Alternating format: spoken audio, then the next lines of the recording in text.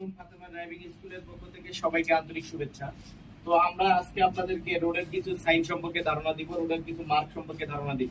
তো আমাদের পাশেই থাকবেন, আমাদের সাথেই থাকবেন। আমাদের চ্যানেলে যারা নতুন, আমাদের চ্যানেলের ভিডিওগুলো ভালো লাগলে লাইক, কমেন্ট, শেয়ার করবেন। তো আমরা আপনাদেরকে দেখাবো কিছু মার্ক সম্বন্ধে আপনার আলোচনা করবো। যে আমাদের সামনে আপনারা কিছু মার্ক দেখতে পাচ্ছেন, জুম করবেন, জুম করবেন। হ্যাঁ, কিছু মার্ক দেখতে পাচ্ছেন। এই মার্কগুলো দেখেন, এখানে গ্যাপ গ্যাপ দেওয়া মার্ক আছে, আবার এখানে একটা মার্ক আছে সাদা লম্বা টান। হ্যাঁ, এই দুইটা মার্ক নিয়ে আমরা আলোচনা করব।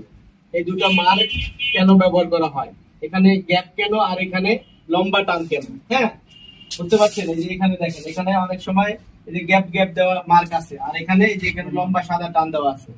এই দুইটা মার্কের মধ্যে দুইটা দুইটা বিষয় আপনাদেরকে বোঝানো হয়েছে।